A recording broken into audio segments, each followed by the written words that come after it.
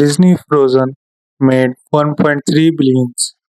Indian Hanuman grossed 300 crore, but Pakistan animation look like this.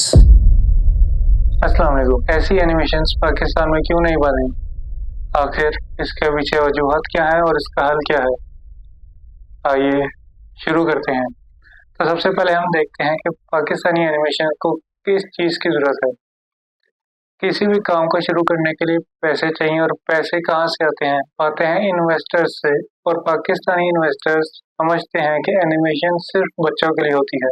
इन्हीं बातों की वजह से और इन्हीं इन्वेस्टर्स की सोच की वजह से पाकिस्तान में जो एनिमेटर होता है उसकी तनख्वाह एक चाय वाले से भी कम होती है, और ना उस एनिमेटर को उस तरह की इज्जत और उस तरह की वैल्यू हासिल होती है हमारे मुल्क में। क्यों? क्योंकि सब लोगों के जहन में ये है कार्टून, एनिमेशन और इस तरह की चीज़ों से बच्चे देखते हैं। हालांकि ऐसा नहीं है। आप अमेरिका, यूरोप वगैरह में जाके देखें तो वहाँ पे एनिमेशन मूवीज देखने के लिए अडल्ट 18+, 20+ लोग आए होते हैं अपनी फैमिलीज वगैरह के साथ। और आई एम 18 years old, और मैं अभी तक एनिमेशन मूवीज वगैरह शौक से देखता हूँ और मज़ा आता है। उम्मीद है आप सब भी एनिमेशन मूवीज लाइक कुंग फू पांडा, फ्रोजन, सोनिक, सुपर मारियो और ऐसी बेतहाशा डिज्नी की मूवीज और पिक्सर, ड्रीम वर्क्स की मूवीज के आप डाई हार्ड फैंस होंगे। लेकिन हमारी भी एक ख्वाहिशात है कि पाकिस्तान में ऐसी मूवीज बने और हम देखने के लिए सिनेमाज में जाएं। लेकिन हमारे मुल्क पाकिस्तान में ऐसा हो नहीं पा रहा। उसकी एक और मेन वजह हमारे पास टूल्स की कमी है।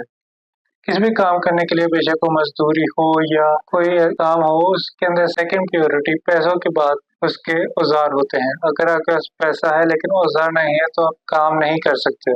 इसी तरह एनिमेशन बनाने के लिए भी एनिमेटर्स को मुख्तलिफ तरह के टूल्स रिक्वायर्ड होते हैं, जिनमें अच्छा सिस्टम जिसके अंदर लेटेस्ट सॉफ्टवेयर चल सके और पेड सॉफ्टवेयर रिक्वायर्ड होते हैं, ना कि क्रैक्ड। और पाकिस्तान में हम सबको क्रैक्ड और पायरेटेड सॉफ्टवेयर यूज करने की आदत है। अगर हमारे पास अच्छे टूल्स हों और हम एनिमेशंस क्यों नहीं बनाएंगे? हम भी जरूर बनाएंगे। बस कुछ चीज़ों ने हमारे एनिमेटर्स और हमारे पाकिस्तानी आर्टिस्ट को रोक के रखा हुआ है, जिसकी दो वजूहत तो आप सबको बता ही दी मैंने, और तीसरी वजूहत माइंडसेट है, जो कि हम सबको बदलने की ज़रूरत है। अब टूल्स के बाद जो हमारे पाकिस्तान के एनिमेटर्स को तो मुश्किल पेश आती है, वो आती है सपोर्ट की।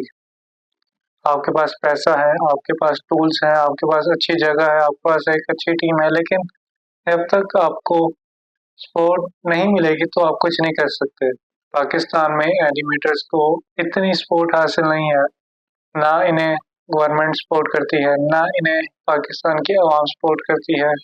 पाकिस्तान की ज़्यादातर आवाम तो एनिमेशन को सिर्फ ये कह के छोड़ देती है और ये कह के देखना पसंद ही नहीं करती कि ये तो बच्चे देखते हैं, ये काम तो बच्चे करते हैं। हालांकि इन मूवीज के पीछे और इन कार्टून्स के पीछे अच्छी खासी मेहनत होती है।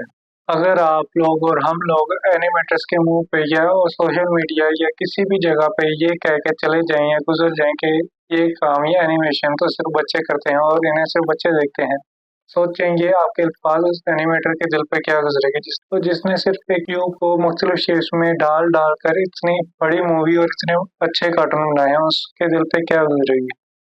उसकी इतनी मेहनत को सिर्फ हमने 3 से 4 लफ्ज में ज़ाया कर दिया है। सबसे पहले हम लोगों को अपनी सोच बदलने की ज़रूरत है, फिर पाकिस्तान तरक्की करना शुरू करेगा। इसके बाद इन सब चीज़ों के बावजूद कुछ ऐसे लोग हैं जो हिम्मत नहीं हारते और अपने गोल, अपने एम की तरफ भागते चले जाते हैं बगैर किसी की बातों पे कान धरे। इसकी बेहतरीन मिसाल हमें पाकिस्तान में उस्मान रियाज की मिलती है, जिसने ग्लास वर्कर्स नाम की एक एनिमेटेड मूवी बनाई, वो भी बगैर किसी ह्यूज सपोर्ट के।